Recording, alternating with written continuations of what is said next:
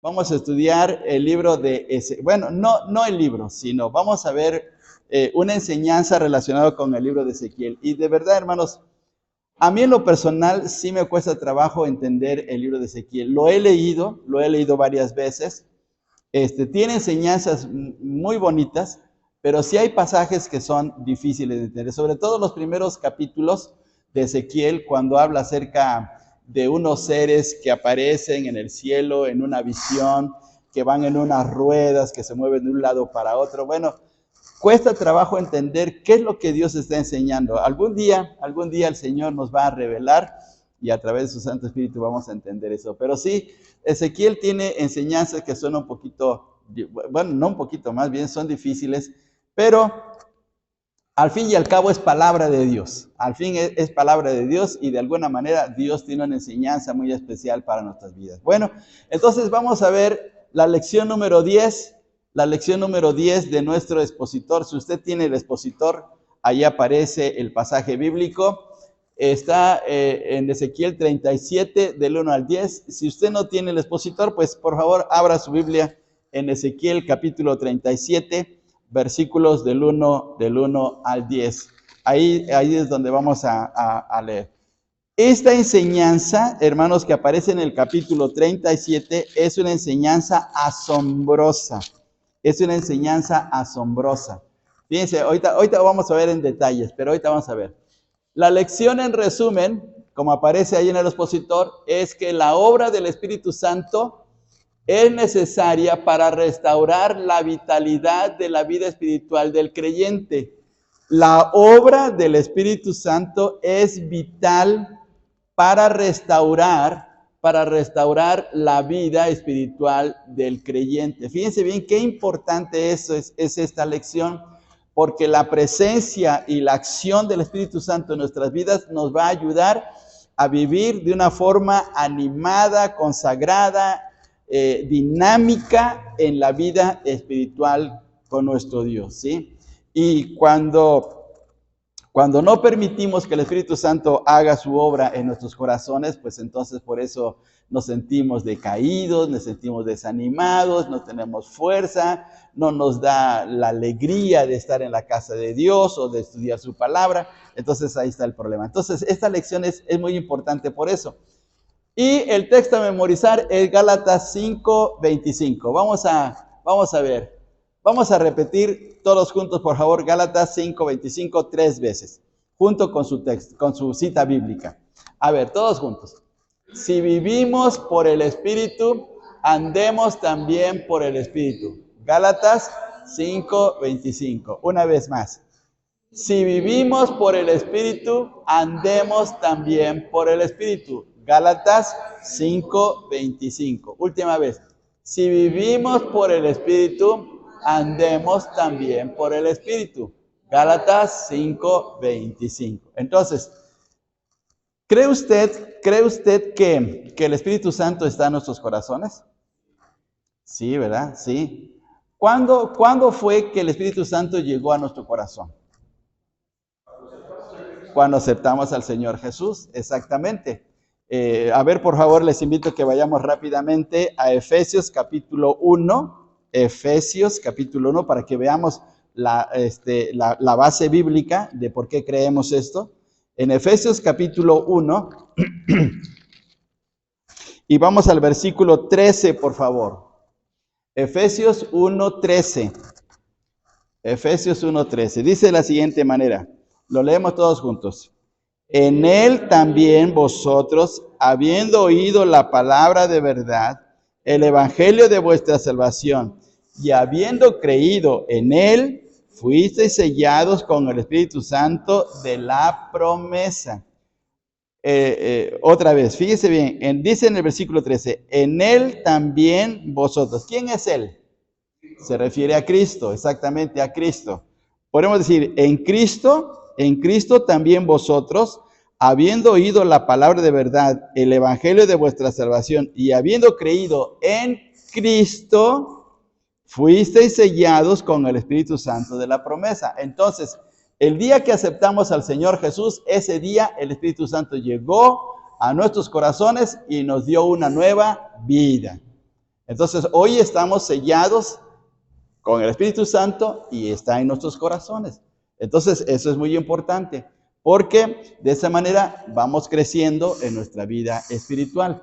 Ahora, fíjense bien, hermanos, dice aquí la lección en resumen: la obra del Espíritu Santo es necesaria para restaurar la vitalidad. ¿Por qué restaurar la vitalidad?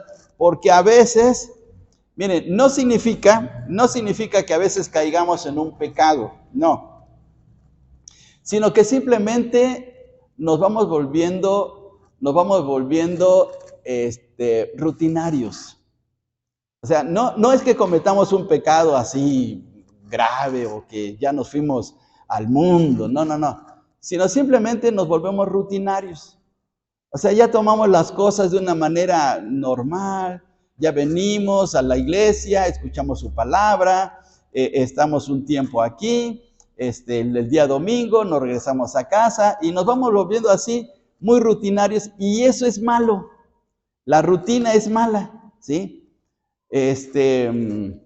No solamente la rutina es mala en el sentido espiritual, sino pues, en todas las esferas, porque perdemos el entusiasmo, perdemos el ánimo, perdemos el gozo de poder realizar las cosas. Entonces, cuando nos volvemos rutinarios, ese es un problema. Y entonces, en la vida espiritual, la rutina nos hace caer en una situación de que ya no nos interesa tanto la vida espiritual, ya no nos entusiasmamos. Cuando dice algún hermano, vamos a evangelizar, o vamos a orar, o vamos a hacer esto para Dios, decimos, está bien, ya, está bien. Y no lo tomamos tan a pecho, no lo tomamos así con entusiasmo. Entonces ese es el problema. Entonces por eso la lección dice, la obra del Espíritu Santo es necesaria para restaurar la vitalidad. Y cuando estamos llenos de vitalidad, entonces deseamos hacer muchas cosas para Dios y nos animamos. Miren, déjenme decirles esto en un sentido muy personal. Cuando acepté al Señor Jesús hace muchos años, yo acepté al Señor en 1972. Hermanos, a mí se me hacía corto los servicios del día domingo. Cuando ya en la noche terminaba el servicio en la iglesia donde yo estaba asistiendo, yo quería que no se terminara el culto. Yo quería que los hermanos siguieran cantando, que el pastor siguiera predicando, que nos siguiera enseñando. Yo quería estar más en el templo, ¿sí? Pero resulta que luego me volví rutinario, caí en ese problema y ya después me daba lo mismo. ¿Qué problema es eso de la rutina? Bueno, entonces por eso es la lección. Vamos a ver ahora aquí. El bosquejo de nuestra lección, de nuestro expositor, tiene que ver con esto. El Espíritu debe acompañar la proclamación. Ahorita vamos a ver qué significa esto. El Espíritu unirá a los cristianos y el Espíritu da vida. Esos son los 3 puntos de nuestra lección. Ahorita vamos a ver qué es lo que nos van a enseñar esos 3 puntos. Bien, ahora, antes de eso, antes de entrar de lleno, el libro de Ezequiel de verdad es un libro muy interesante, pero sí tiene sus dificultades. Vuelvo a repetir, es palabra de Dios y debemos de estudiarla, pero tiene ciertos detalles. Pero el libro de Ezequiel está dividido en 4 secciones. El libro de Ezequiel fue escrito en Babilonia, porque Ezequiel fue llevado con los judíos a Babilonia en el exilio por Nabucodonosor.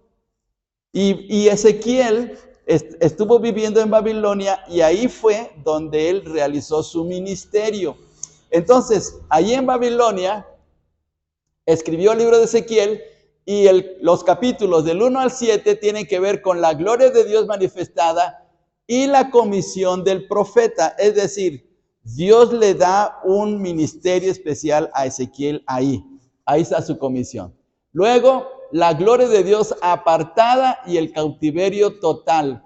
Dios le muestra a Ezequiel por qué fueron llevados al cautiverio, porque en el templo habían hecho un desastre los judíos. Habían colocado imágenes de idolatría, ofendiendo a Dios, ¿sí? Hagamos de cuenta que aquí en el templo colocamos aquí una Santa Muerte, aquí colocamos un Judas Tadeo, aquí imaginemos así que en lugar de darle la adoración correcta a Dios, estamos metiendo cosas. Por ejemplo, aquí pongamos cosas de hechicería, ¿sí?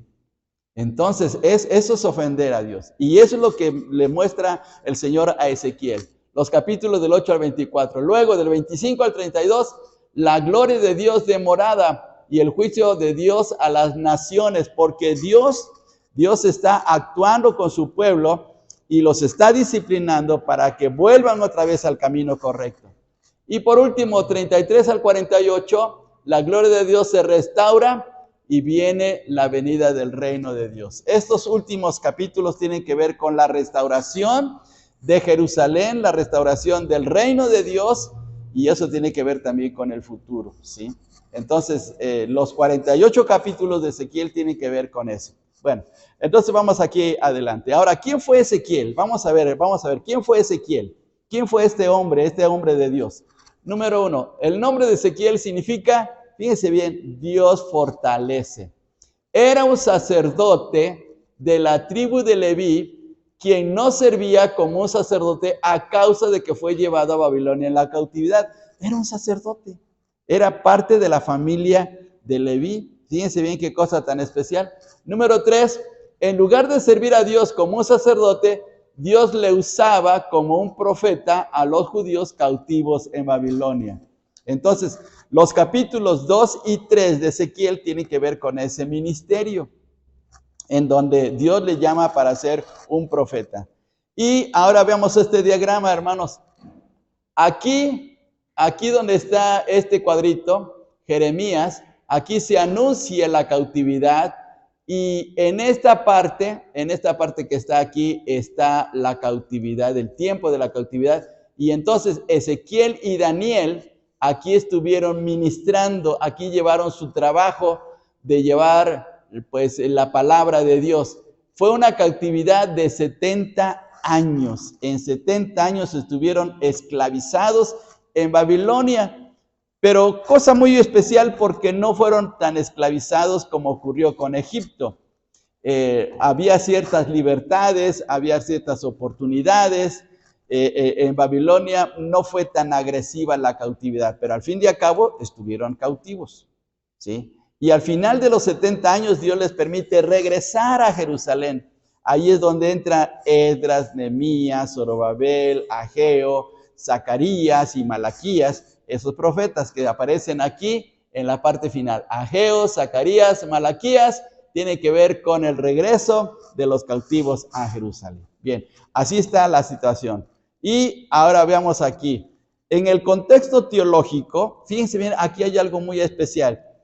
En el asunto teológico, en la manera como los profetas estaban predicando en ese tiempo, Isaías es el profeta que habla mucho del Hijo de Dios.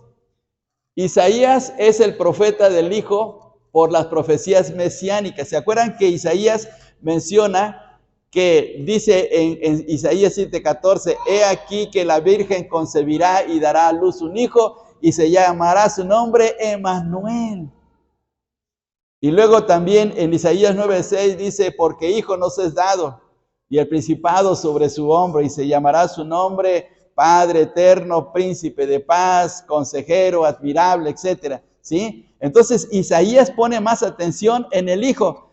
Y en el capítulo 53 de Isaías se menciona de su sacrificio, el varón de dolores. Fíjense bien qué cosa tan tremenda.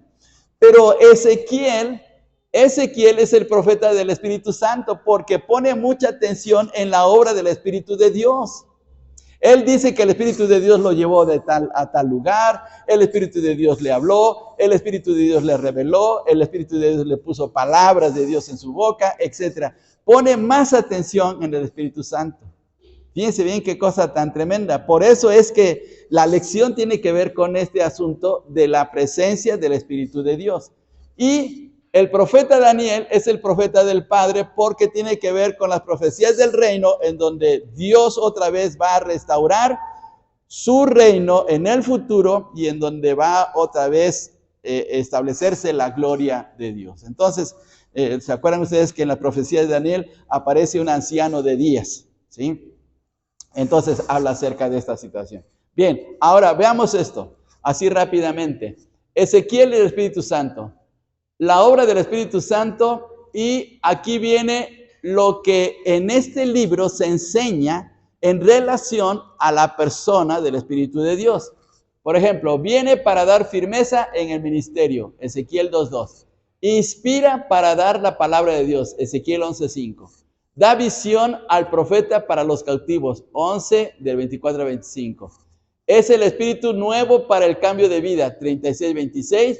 Y Él es quien trae vida de poder espiritual, 37 del 1 al 5. Y es aquí donde vamos a ver, ¿sí? El Espíritu de Dios está actuando. Entonces, fíjense bien qué cosa tan tremenda, porque Ezequiel pone mucha atención en la obra del Espíritu de Dios. ¿Sí? Bien, les hago una pregunta bíblica. ¿Creemos en la Trinidad, hermanos? ¿Sí? Y, a ver, ¿qué es la Trinidad? ¿Qué es la Trinidad?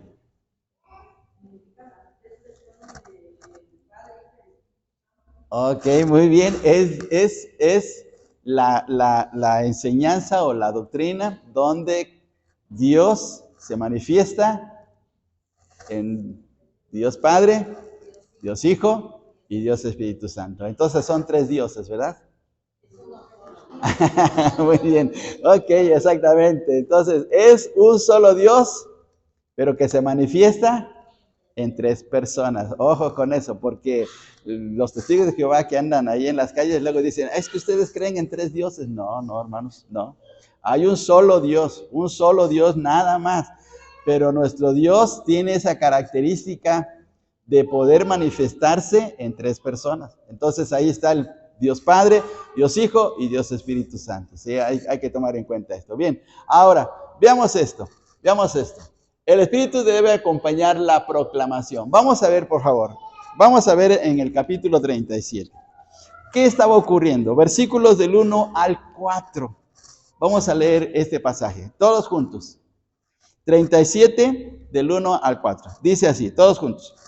La mano de Jehová vino sobre mí y me llevó en el espíritu de Jehová y me puso en medio de un valle que estaba lleno de huesos y me hizo pasar cerca de ellos por todo en derredor, y aquí que eran muchísimos sobre la faz del campo y por ciertos secos en gran manera. Y me dijo, hijo de hombre, ¿vivirán estos huesos? Y dije, Señor Jehová, tú lo sabes. Me dijo entonces, profetiza sobre estos huesos y diles, huesos secos, oíd palabra de Jehová. A veces Dios hace cosas fuera de lo común, cosas que no nos imaginamos cómo puede Dios actuar, pero es así. Por ejemplo, miremos, por ejemplo, Dios utilizó a Gedeón con 300 hombres para vencer un ejército, pero de miles de soldados. Y nada más con 300. ¿Y sabe qué les dio Dios o qué le mencionó Dios a Gedeón que llevaran de armas? Parece ridículo. Una trompeta, un cántaro y una antorcha. Se puede vencer a un ejército. Imagínense, nos invaden los americanos, que tienen un armamento, el mejor armamento del mundo. Nos invaden los americanos. Y Dios nos dice, lleven una trompeta, lleven un cántaro, lleven una antorcha. ¿Podremos vencer? Pues humanamente, sí. Humanamente diríamos, es ridículo. ¿Cómo vamos a salir a la batalla con eso? Pues nos van a matar luego.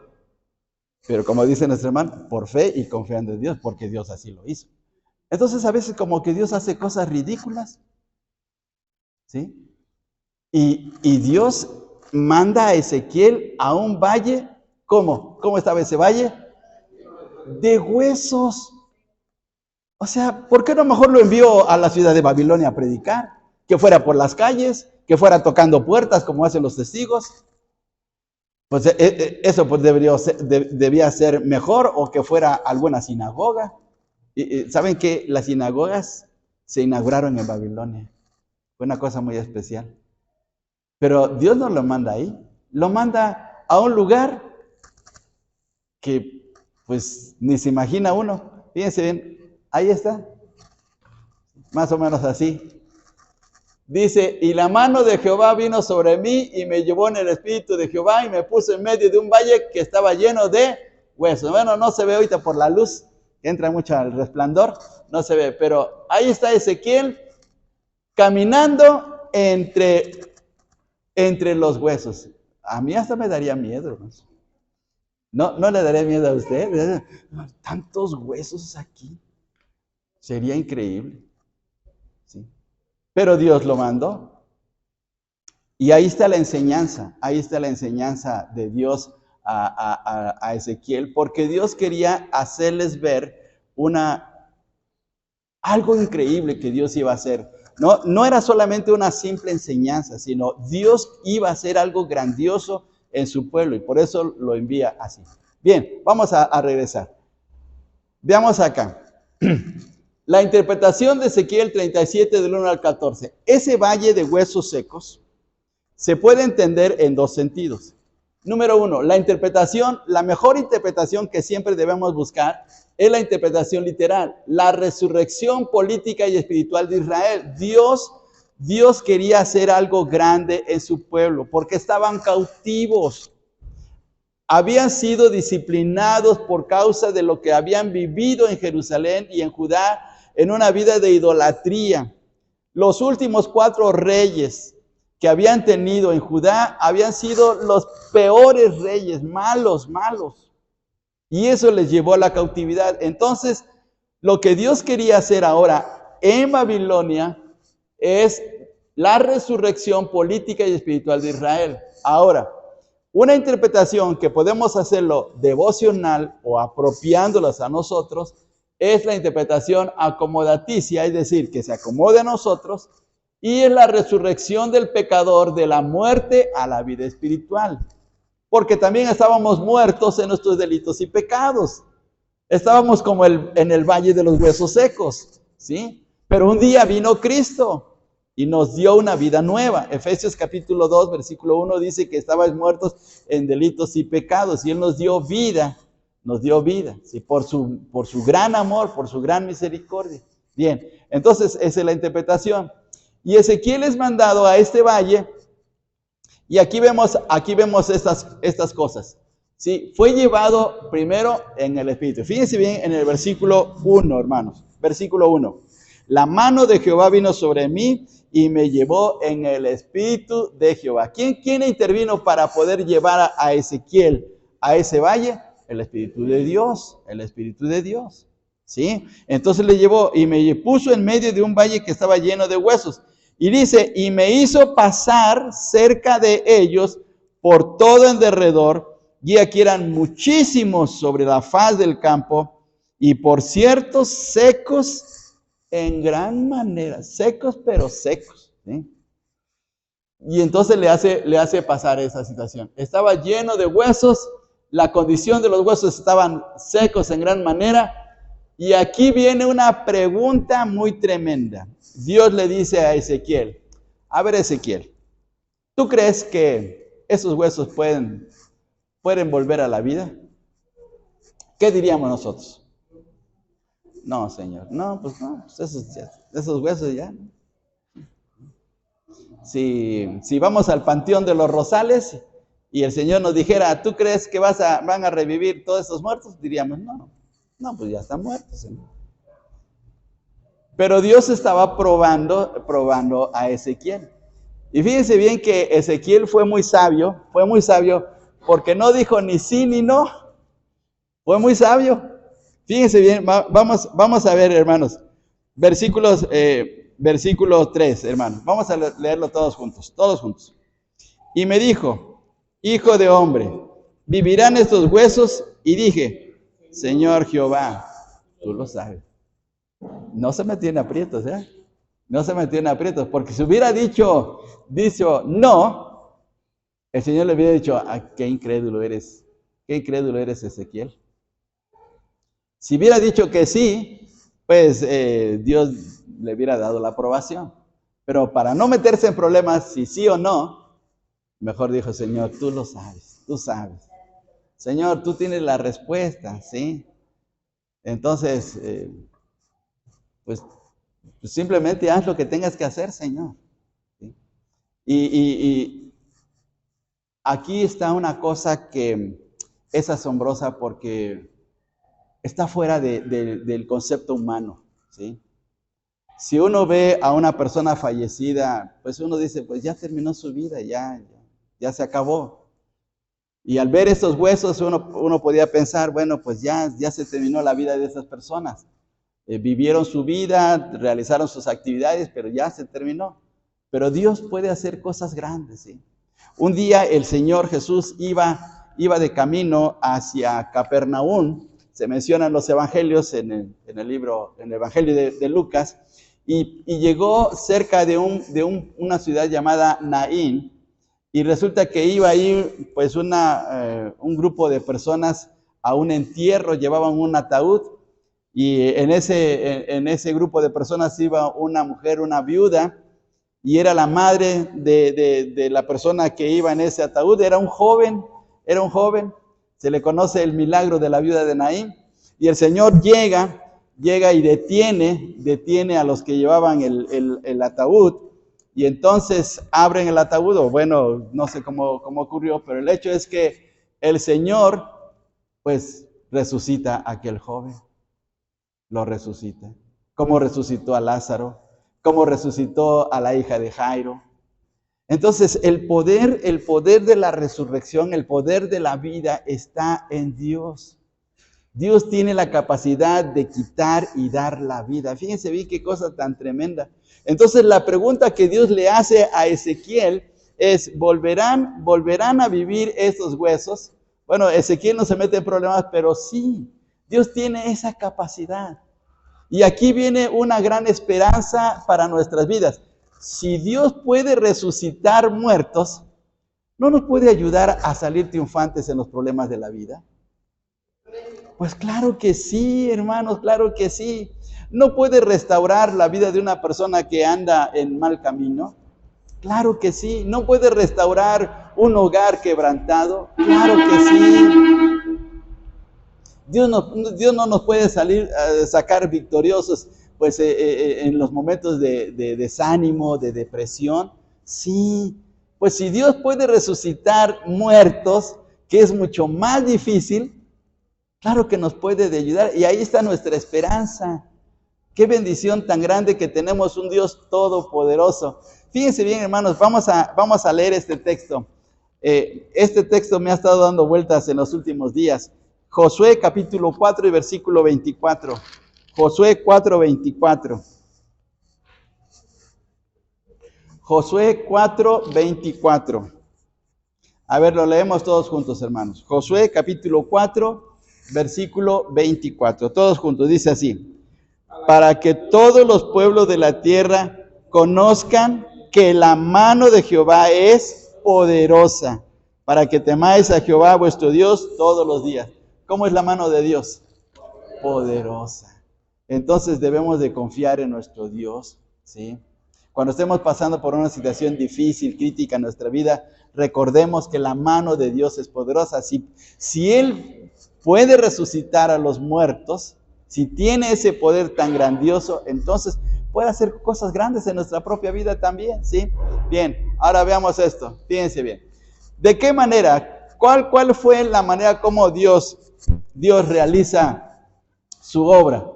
Pues le dice de una manera muy especial a Ezequiel, profetiza. ¿Qué significa esa palabra? Profetiza a los muertos o a los huesos secos. Profetiza, bueno, profetizar no es en el sentido de predecir el futuro. No es en el sentido de ver en el futuro cosas extraordinarias, no. Sino de hablar, proclamar con la autoridad de la palabra de Dios. Por ejemplo, cuando un hermano está predicando, pues está profetizando en ese sentido, porque está proclamando la palabra de Dios. Claro que utilizamos mejor la palabra predicación, para no confundir a los hermanos, porque luego dicen, es que ella está profetizando como cosas que van a venir en el futuro. Entonces, para evitar eso, mejor utilizamos la palabra predicación. Pero en el sentido bíblico, profetizar tiene que ver con hablar, proclamar con la autoridad de la palabra de Dios. Ahora, ¿le iban a escuchar los huesos a Ezequiel? Ahí está otra cosa ridícula. ¿Cómo hablarle a los huesos secos? Pero Dios le manda. Dios le manda y le dice, profetiza. Fíjense bien, vamos al versículo 5. Versículo 5 de Ezequiel 37. A ver, todos juntos. Así ha dicho Jehová el Señor a estos huesos. He aquí, yo hago entrar espíritu en vosotros y viviréis. Fíjense bien, entonces, Dios deseaba hacer algo grandioso en esos huesos, que iban a vivir. Y en el versículo 4, en el versículo anterior dice, me dijo entonces, profetiza sobre estos huesos y diles, huesos secos, oíd palabra de Jehová. Bueno, parece ridículo, pero Dios le estaba mandando, porque Dios estaba haciendo algo grande. Por ejemplo, cuando el Señor Jesús se pone enfrente de la tumba de Lázaro, ¿qué le dijo? No. Sal. Lázaro, sal fuera. Ahora, si ya estaba muerto, ¿para qué le grita? Bueno, pero el Señor tiene el poder para sacarlo. Y ahí está la evidencia de la grandeza del Señor, ¿sí? Uno podía decir incrédulamente, Señor, ¿para qué le estás gritando a Lázaro si ya está, hasta 4 días ya lleva de muerto? Ya mejor déjalo tranquilo. Pero el Señor es el Señor y Él sabe lo que hace. Entonces aquí es lo mismo. Ezequiel le habla a esos huesos porque tiene la comisión o tiene el mandato de Dios, ¿sí? Bien, vamos así rápidamente. Dice, me dijo entonces, profetiza sobre esos huesos y diles, huesos secos, oíd palabra de Jehová. Así ha dicho Jehová el Señor. Es decir, Ezequiel no está hablando por él mismo. Ezequiel está hablando porque Dios le está mandando. Y cuando Dios manda, entonces es otra cosa. Porque Dios tiene la autoridad de hacer cosas grandes. Él tiene el poder de hacer cosas grandes. Y uno solamente es el instrumento. Ezequiel simplemente era el instrumento de Dios, ¿sí? Bien, entonces ahora veamos aquí. La predicación eficaz, fíjense bien hermanos, la predicación eficaz tiene su base en la autoridad de la palabra de Dios. Es lo que estaba haciendo Ezequiel. Estaba predicando porque Dios le estaba poniendo sus palabras. 2, la predicación eficaz tiene su efecto bajo la acción del Espíritu Santo. Cuando Dios está utilizando, o el Espíritu Santo está utilizando al predicador, entonces es una predicación que llega al corazón.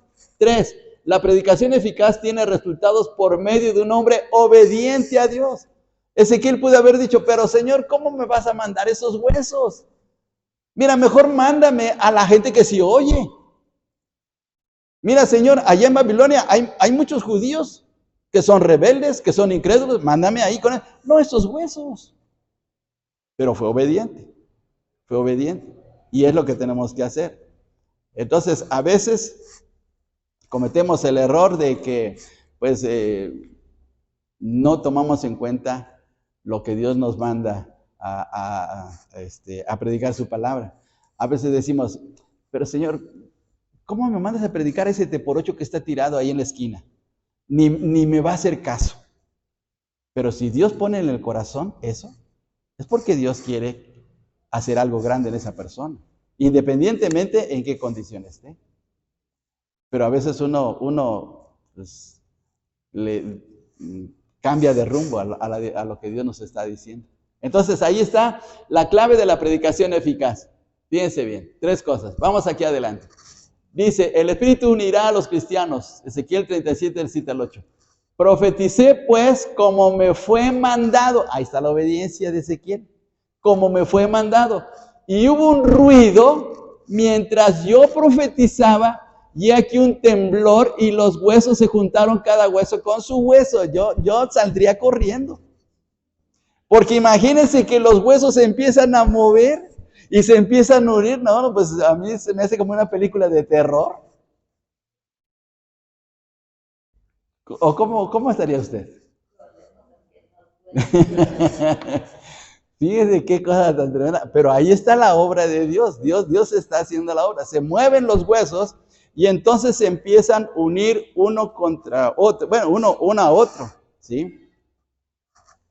De seguro que un cráneo estaba por ahí dispersado, una mano por allá, un fémur y todos los huesos por allá desperdigados, pero empiezan a unirse por el poder de Dios, ¿sí? Y entonces, ¿qué ocurre? Aquí vemos la intervención del Espíritu Santo. Dios da nueva vida. Dios es el único que puede dar nueva vida. Da restauración, da poder espiritual y da un lugar de servicio. Es lo que hace Dios. Dios está haciendo la obra aquí. Ahora, fíjense bien lo que ocurrió. Dice en el versículo 6, fíjense, versículo 6. Y pondré tendones sobre vosotros y haré subir sobre vosotros carne y os cubriré de piel y pondré en vosotros espíritu y viviréis y sabréis que yo soy Jehová. Fíjense, qué cosa tan tremenda.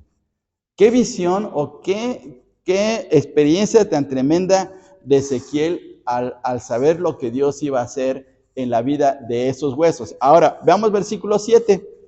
Profeticé pues como me fue mandado, y hubo un ruido mientras yo profetizaba, y aquí un temblor, y los huesos se juntaron, cada hueso con su hueso. Versículo 8. Y miré, y aquí tendones sobre ellos, y la carne subió, y la piel cubrió por encima de ellos, pero no había en ellos espíritu. Es decir, ya estaban formados. Imagínense que la experiencia tan tremenda de Ezequiel, ve cómo se unen los huesos, cómo se llenan de carne, de músculos, cómo les cubre la piel. Y aparecen ahí muchas personas ahí tiradas ahí en el desierto. Porque ahí, perdón hermana, pero sin vida, no tienen vida. Y entonces ahí viene entonces la situación, porque el Espíritu de Dios es el que da vida.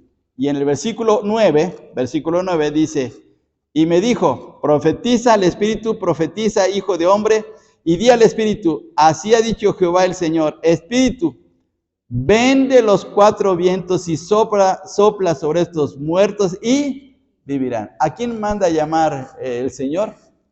Al Espíritu de Dios. ¿Quién es el que da vida? El Espíritu de Dios, ¿sí? El Espíritu de Dios. Entonces, cuando entra el Espíritu de Dios en cada cuerpo de aquella gente que estaba tirada, pues entonces ahí es donde tienen vida, ¿sí? Fíjense bien, dice, y profeticé como había mandado y entró espíritu en ellos y vivieron y estuvieron sobre sus pies un ejército grande en extremo, ¿sí? Ahora, todo eso que estaba pasando, esa visión que estaba teniendo aquí, era porque la situación de los judíos estaba totalmente en ruina espiritual. Estaban muertos, por decir así, espiritualmente, ¿sí? Fíjense bien, vamos a ver aquí, la condición de Israel. Una nación arruinada por el pecado, por eso estaban en el exilio. 2, una nación exiliada por Babilonia por Dios. Una nación que perdió su esperanza de retornar al reino del sur. Una nación semejante a huesos secos, bien secos. Así estaban ellos. Ellos dijeron, ya para qué vamos a regresar, ya no tenemos esperanza de regresar. 70 años, ya mejor nos quedamos aquí, ¿sí? ¿Cuántos años lleva usted viviendo aquí en Nesa? 40 años. ¿Y le gustaría regresar a su pueblo? Pues, bueno. ¿Quiénes son de afuera? ¿Usted cuántos años lleva viviendo aquí en Nesa? 8 años. Ok, 8 años. Hermanos, ¿ustedes? Sí. ¿Y les gustaría regresar a su pueblo? Pues ya no, pues uno diría, pues aquí ya no. Y lo mismo ocurrió con los judíos, imagínense, 70 años, ya para qué nos vamos, ya mejor, ya echamos raíces aquí, ¿sí? Mi esposa y yo llegamos aquí en el 85. Entonces, pues ya decir, regresar al pueblo ya no, ya ni la gente nos conoce. Pero Dios quería que su pueblo regresara, porque ahí estaba realmente sus raíces, y ahí estaba el templo, ahí donde deberían de adorar al Señor. Entonces, ellos estaban precisamente como esos huesos secos, ¿sí? Y veamos acá en el mapa, aquí estaba el reino del sur, aquí deberían de regresar, aquí estaba Jerusalén, y dice el texto, y me dijo, profetiza al Espíritu, profetiza, hijo de hombre, di al Espíritu, así ha dicho Jehová el Señor, Espíritu, ven de los cuatro vientos y sopla sobre estos muertos y vivirán. ¿Para qué? Para que regresen otra vez al lugar de su origen, donde era la tierra prometida para ellos, donde Dios les había dado como herencia, donde Dios se lo había repartido a través de Josué. Y ahí era el lugar donde ellos deberían de estar para seguir en la adoración hacia Dios, ¿sí? Entonces Dios produce un avivamiento en ellos, ¿sí? El avivamiento para una nación muerta. ¿Qué es lo que hace Dios para un avivamiento en nuestras vidas? El Espíritu Santo actúa por medio de un siervo de Dios guiado por el Espíritu Santo. En este caso fue Ezequiel.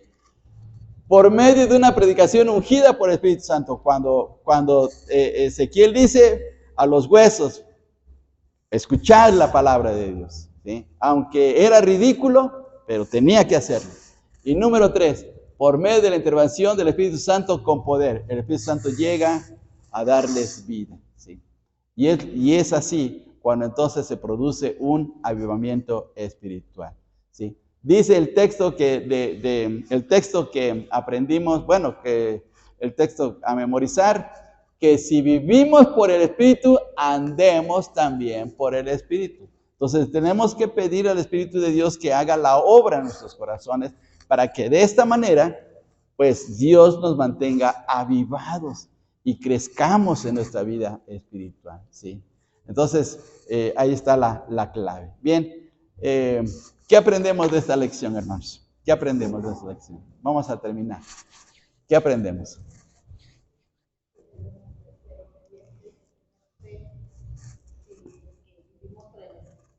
Sí, claro, muy bien. Sí, es cierto, muy bien. ¿Qué otra cosa aprendemos, hermanos? ¿Qué aprendemos de esta lección? El poder de Dios, sí. Sí, claro. ¿Creen ustedes que Dios puede restaurar a una persona con adicciones? Claro que sí. ¿Creen ustedes que Dios puede restaurar a un matrimonio deshecho? Claro que sí. ¿Creen ustedes que Dios puede restaurar nuestros ministerios que están ya todos desanimados? Sí, claro que sí. Entonces tenemos que decirle, Señor, ayúdanos, Señor, interven, que tu Santo Espíritu nos avive, ¿sí? Hay un himno que dice, avívanos, Señor, ¿verdad? Entonces, pedirle, Dios, aviva mi vida, ayúdame a caminar en tu voluntad. Y miren, Dios hace cosas grandes, de verdad, hermanos, Dios es tan maravilloso, ¿sí? Dios es el mismo ayer, hoy y por los siglos. Dios no ha cambiado. Dios sigue siendo el mismo Dios y sigue trabajando en nuestros corazones para avivarnos. Entonces, debemos de tomar en cuenta esto, ¿sí? Entonces, animémonos en el amor del Señor y confiemos que el Espíritu de Dios hace la obra, ¿sí? Bien, entonces, hermanos, vamos a terminar con nuestra lección y le voy a pedir a Betsy que nos dé los datos de la escuela dominical.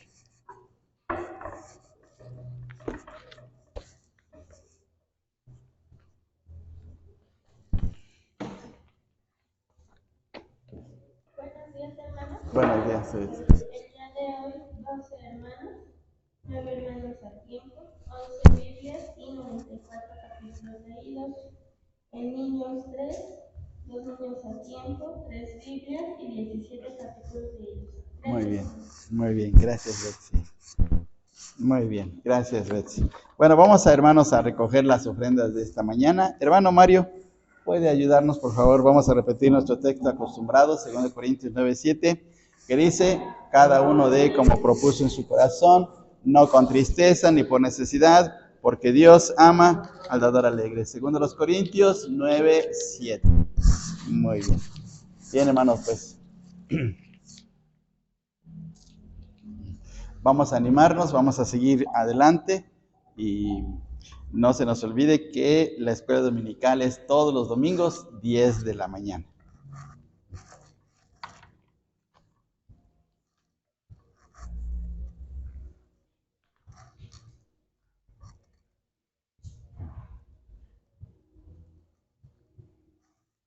Vamos a ponernos en pie, hermanos, y vamos a orar con nuestro hermano Mario por las ofrendas recogidas y también que ore por terminar la escuela dominical.